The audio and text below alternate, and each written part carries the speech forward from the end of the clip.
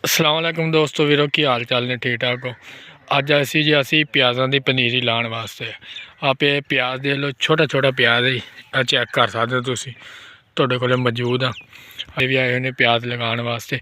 आ खेलों के इदा प्याज लगता वा कि हुण तुहानूं दस्सणगे कि किन्ने दिनों बाद तैयार होंदा, कि 3 महीनों के तैयार हो जाना फुल प्याज। सही जानी कि खाद शाद फुल पाओ तो 3 महीने सही हो गया।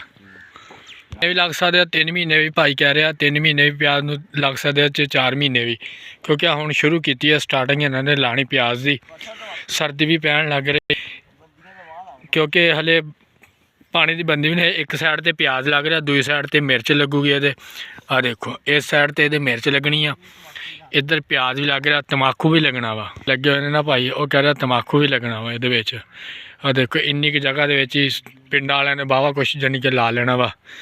बाबे हले आए कोई नहीं, मैं तुहानूं उन्हां दा इंटरव्यू दसना सी कि बाबे भी आने वाले, फिर तुहानूं दस देणगे सारा कुछ कि जानी कि चीज़ तैयार हो जिन्ना चिर लगदा वा, सारा कुछ ना मालूमात दसणगे। आ देखो एक एक सियाड़ वेला पिया वा, एक एक जानी कि लांदे पे ने। उरली साइड ते मिर्च लगना वा ते तम्बाकू लगूगा। बाकी आ पनीरी आ जड़ा जानी कि पनीरी गंढियां दी है, जिन्होंने जानी कि प्याज कहा जाता।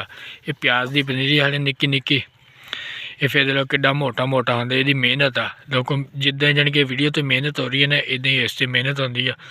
देख लो तुम चेक कर सकते हो, फुल मेहनत करके वीडियो बनाई आ। वीडियो लाइक शेयर ज़रूर करना, फॉलो करना मेरी वीडियो। धुंध पै रही है तो तुहानूं मैं दिखा रहा लेवल लगी हुई है प्याज लाने वास्ते। हले बाबे आए कोई नहीं सी, बाबे ने फिर इंटरव्यू लैके तुहानूं सारा दसांगा मालूमात। प्याज है जी, ओके हो गया।